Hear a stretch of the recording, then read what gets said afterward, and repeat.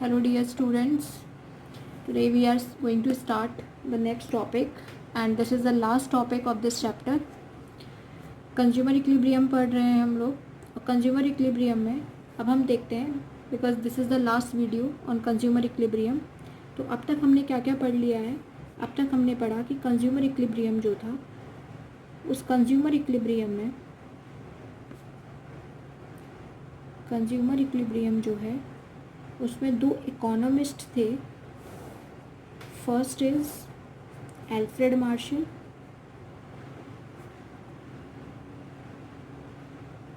और next one is J.R. Hicks. ठीक है. एल्फ्रेड मार्शल ने क्या बोल रहा था कि यूटिलिटी कैन बी मेजर्ड. ये क्या बोलते थे, यूटिलिटी कैन बी मेजर्ड. हम यूटिलिटी को मेजर कर सकते हैं. इसलिए इनकी जो अप्रोच थी वो कौन सी अप्रोच थी, कार्डिनल अप्रोच.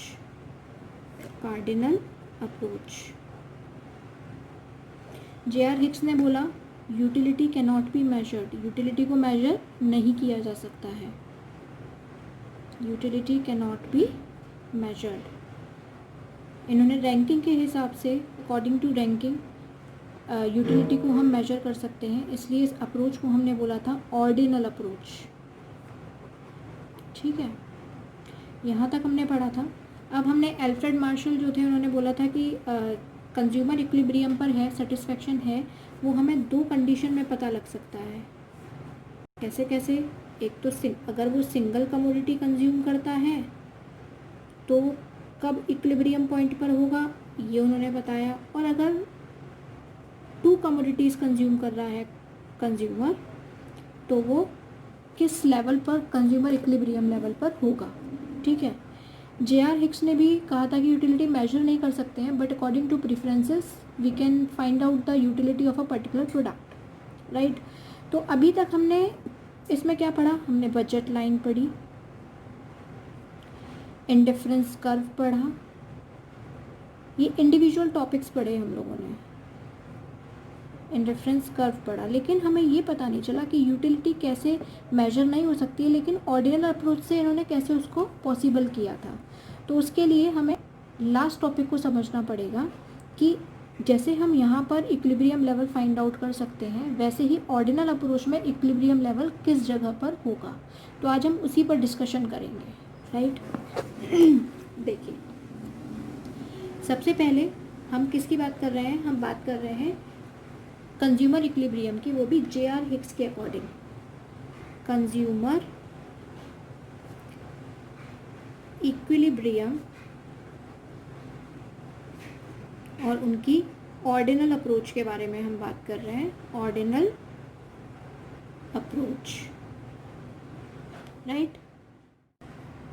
और ये जो ऑर्डिनल अप्रोच है वो किसने दी थी, J.R. हिक्स ने. अब हम ये पता लगाएंगे कि अकॉर्डिंग टू J.R. हिक्स आपका जो कंज्यूमर है वो इक्विलिब्रियम लेवल पर कब होगा according to ordinal approach. Cardinal approach से हम लोग पता लगा चुके हैं in single commodity and in double commodity, in two commodities.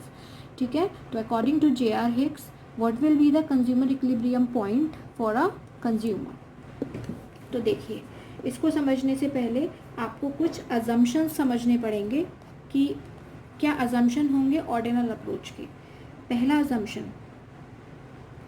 Assumptions आपको ये अज्यूम करना होगा. ठीक है. First one is consumer is rational. Second is consumer is ordinal. Third is consumer has monotonic preference. Fourth is income of consumer remain same. Fifth is prices of goods remain same. Goods के prices भी same रहने चाहिए.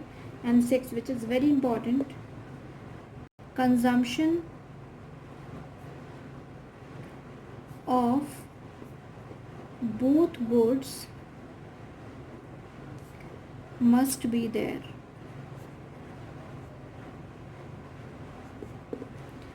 पहली बात तो consumer rational रहना चाहिए, right. Changes वगैरह नहीं होने चाहिए उसकी डिमांड में. कंज्यूमर इज़ ऑर्डिनल होना चाहिए, प्रीफरेंसेस के अकॉर्डिंग अपने जो पॉइंट्स हैं उनको चूज़ करे. कंज्यूमर हैज़ मोनोटोनिक प्रीफरेंस, उसकी प्रेफरेंस कैसी होनी चाहिए, मोनोटोनिक प्रेफरेंस होनी चाहिए. मोनोटोनिक प्रेफरेंस का मतलब कि वही बंडल चूज़ करेगा जिसमें उसको सबसे ज़्यादा सेटिस्फेक्शन होगा. Income of the consumer remain same, आपकी जो कंज्यूमर की इनकम है वो सेम ही रहेगी. Prices of goods remain same, goods के प्राइसेस भी सेम रहेंगे और दोनों ही गुड्स का कंजम्पशन करना पड़ेगा कंज्यूमर को. ये अजम्पशन है, ये हमें अज्यूम कर चलना पड़ेगा, right. If we are talking about ordinal approach given by J.R. Hicks. ठीक है, अजम्पशंस देख लिए. अब हम आते हैं कि इक्विलिब्रियम लेवल क्या होगा इसका. तो देखिए इसमें हम क्या करेंगे,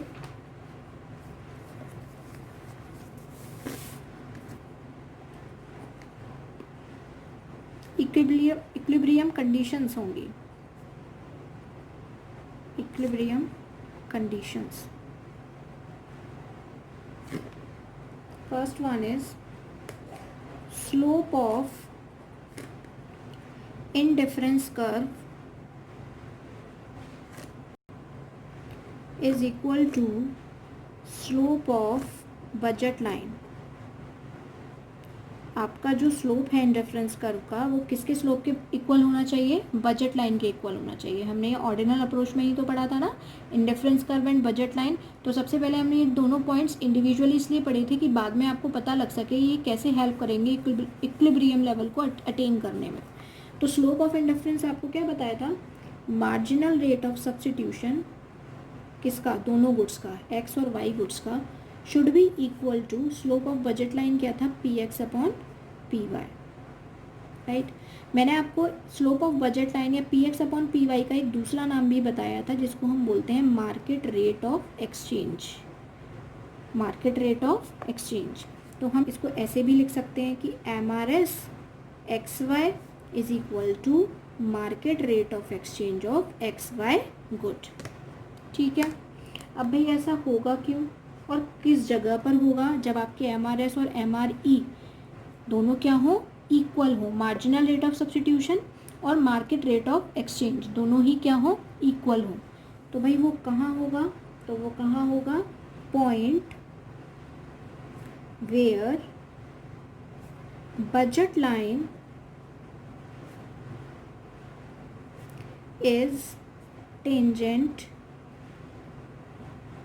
टू इंडिफरेंस कर्व.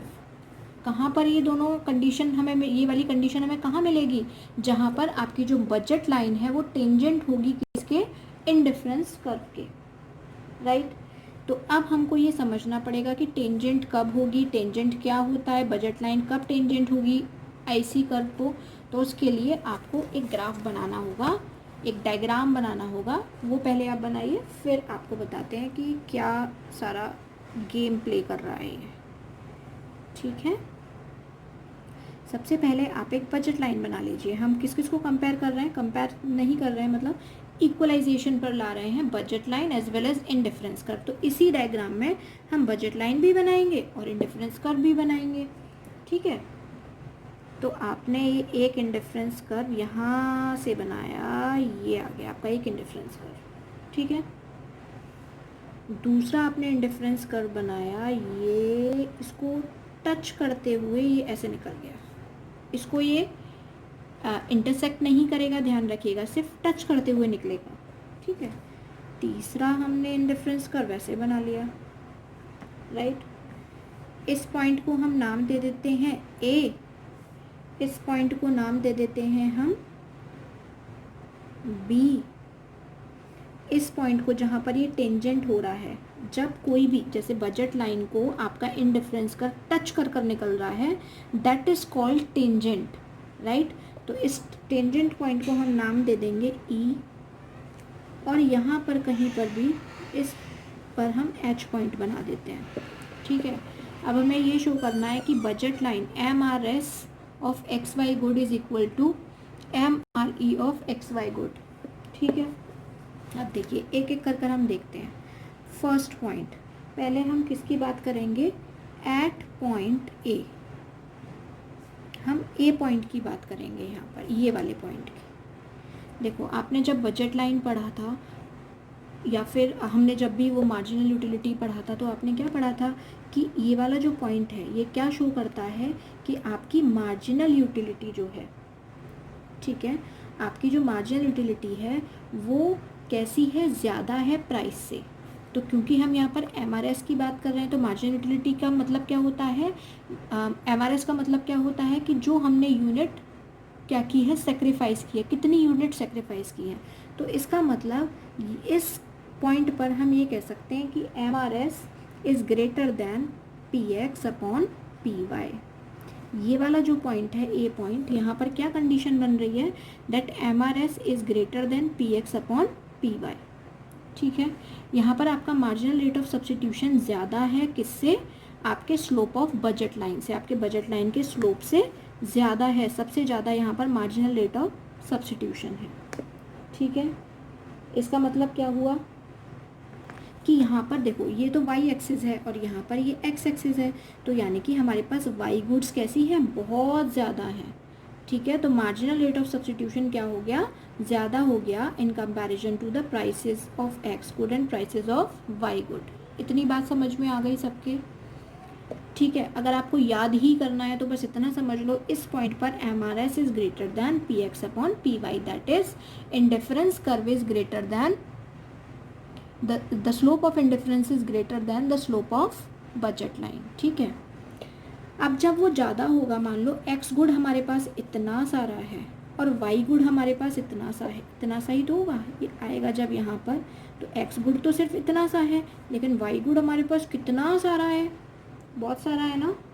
तो हम ये जो आपका पॉइंट होता है ये क्या शो करता है, that the consumer is willing to sacrifice more of y good.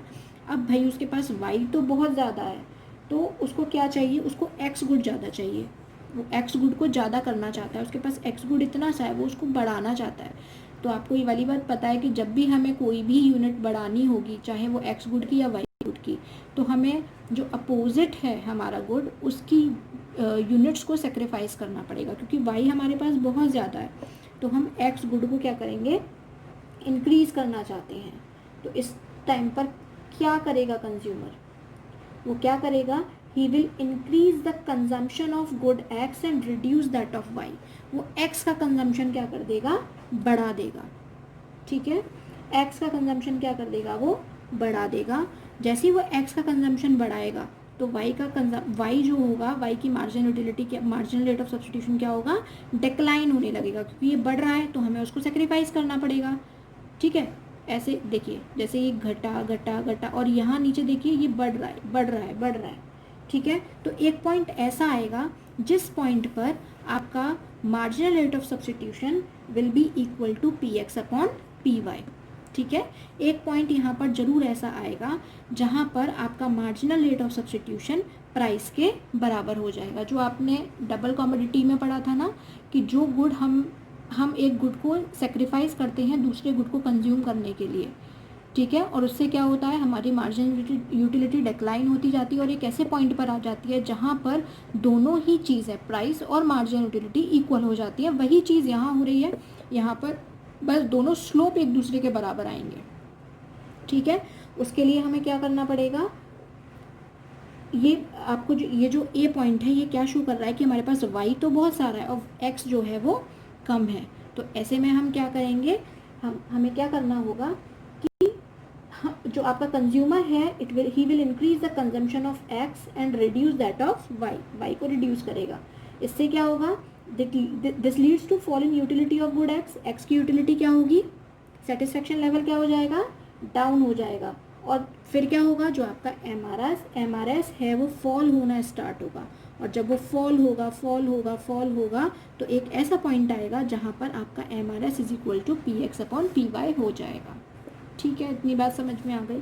तो अगर एग्ज़ाम में आ जाता है तो आप क्या लिखेंगे, ये जो चीज़ है पॉइंट ए, ये क्या शो कर रही है, MRS is greater than PX upon PY।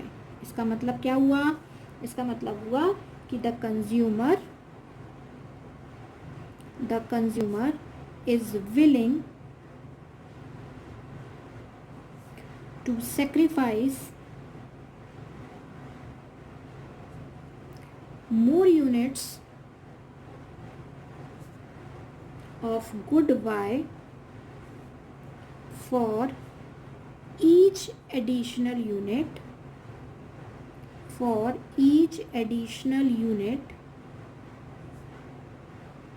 of good X। ठीक है, then what market requires means आपका जो मार्केट रिक्वायर्स मीन्स आपका कंज्यूमर को क्या चाहिए, due to which he will increase, आपका कंज्यूमर क्या कर देगा, he will increase the consumption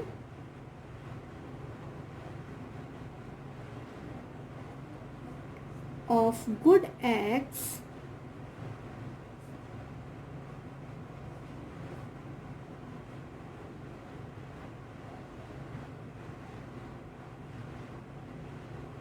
and reduce that of y, और y के कंजम्पशन को क्या कर देगा, रिड्यूस कर देगा। अब इसका इम्पैक्ट क्या होगा, this leads to fall in utility of good X. जब आप ज़्यादा कंज्यूम करोगे गुड एक्स को तो उसका सेटिस्फेक्शन कैसा हो जाएगा, एक टाइम पर कम हो जाएगा। ठीक है, आप खूब यूटिलाइजेशन कर रहे हो, खूब बढ़ा रहे हो तो लेकिन उसको पहले एक खाया तो ज़्यादा मज़ा आया, दूसरा खाया तो और कम मज़ा आया, तीसरा खाया तो और कम मज़ा आया, तो यूटिलिटी क्या होती जा रही है, डाउन होती जा रही है। और जब यूटिलिटी डाउन होती जाएगी तो एक ऐसा पॉइंट आएगा जब आपका MRS is equal to PX upon PY हो जाएगा। And finally MRS starts falling till the time, कब तक फॉल करेगा, जब तक MRS PX अपॉन PY के बराबर नहीं आ जाता है। मतलब जब तक आपका स्लोप ऑफ इंडिफरेंस कर्व आपके स्लोप ऑफ बजट लाइन के इक्वल नहीं आ जाता है, तब तक वो फॉल करेगा। ठीक है, आपको ये वाली बात तो पता है ना कि जितना हम किसी चीज़ को कंज्यूम करते हैं उतना ही मज़ा आना कम हो जाता है, और जब मज़ा कम आएगा तो जो आपका मार्जिनल रेट ऑफ सब्स्टिट्यूशन है वो क्या होगा, डिक्लाइन होगा, फॉल होगा। अब देखो यहाँ पर इतना है और जब वो फॉल होगा तो इधर आएगा ना, इधर आएगा। ठीक है, तो क्या होगा, आपका जो मार्जिनल रेट ऑफ सब्स्टिट्यूशन है एक ऐसे पॉइंट पर आ जाएगा जहाँ पर MRS is equal to PX upon PY हो जाएगा। अब हम B पॉइंट की बात करते हैं। अब भाई यहाँ पर X गुड हमारे पास बहुत सारा है, वहाँ पर Y बहुत ज़्यादा था, अब हमारे पास X गुड बहुत ज़्यादा है और Y इतना सा है। ठीक है, अब हम क्या करेंगे, Y का कंजम्पशन क्या करेंगे, इंक्रीज़ कर देंगे। ठीक है, हम गुड X का कंजम्पशन डिक्रीज़ कर देंगे और Y का कंजम्पशन इंक्रीज़ कर देंगे। इसको डिक्रीज़ करेंगे, इसको डिक्रीज़ करेंगे और इसको इंक्रीज़ करेंगे। ठीक है, तो एक ऐसा पॉइंट आएगा वहाँ पर भी जब MRS is equal to PX upon PY हो जाएगा, क्योंकि मार्जिनल रेट ऑफ सब्स्टिट्यूशन आपका डिक्लाइन होना स्टार्ट हो जाएगा। ठीक है, और आपका जो बजट लाइन है ये तो आपको पता है कि बजट लाइन पर ये वाला जो पॉइंट है ये हमारा टेंजेंट बोला था मैंने आपको, क्योंकि ये इंटरसेक्ट नहीं कर रहा है। तो अगर हम एट पॉइंट B की बात करें, second point at point B, अगर हम B पॉइंट की बात करेंगे तो हम क्या लिख सकते हैं उसमें कि कंज्यूमर यहाँ पर क्या करेगा, consumer will increase the consumption of good Y, यहाँ पर इंक्रीज द कंजम्पशन, इसका जस्ट रिवर्स कर देगा वो, consumption of good Y, right. यहाँ देखो उसने इंक्रीज किया था कंजम्पशन X का, यहाँ पर वो करेगा Y का, and reduce that of X। X के कंजम्पशन को क्या कर देगा, वो रिड्यूस कर देगा। उससे क्या होगा, आपकी जो मार्जिनल यूटिलिटी है वाई गुड की, वो फॉल होना स्टार्ट हो जाएगी till the time M R S is equals to P X upon P Y. समझ में आ गया ये आपको।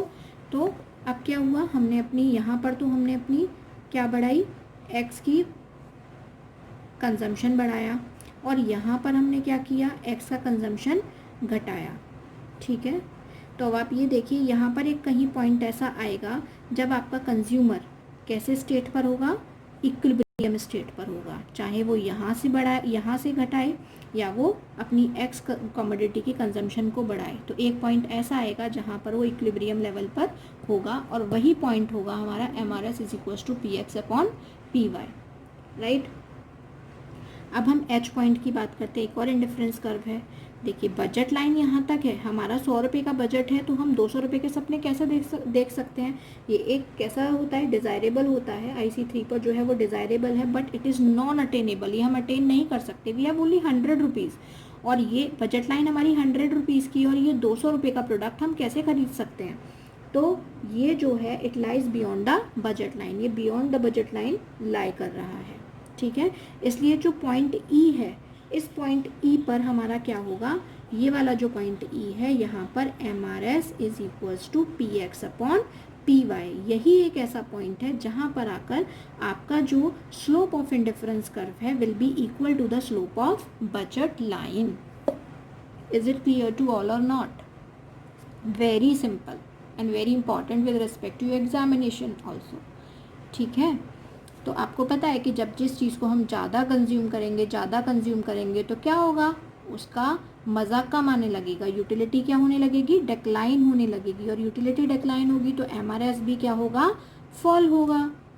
ठीक है, और जब वो फॉल होगा तो टिल एक ऐसा टाइम आएगा जहाँ पर दोनों ही क्या हो जाएंगे, इक्वल हो जाएंगे। आपकी जो ये वाला जो पॉइंट है, इस पर आके ज़रूर एक बार मैच करेंगे, और जैसे ही वो आकर रुकेंगे, यहाँ से चलने पर रुकेंगे और यहाँ से चलने पर रुकेंगे, और वही पॉइंट होगा आपका slope of indifference curve is equal to slope of budget line. So happy ending, आपका ये चैप्टर फिनिश होता है, and all the very best for your examination. Good bye.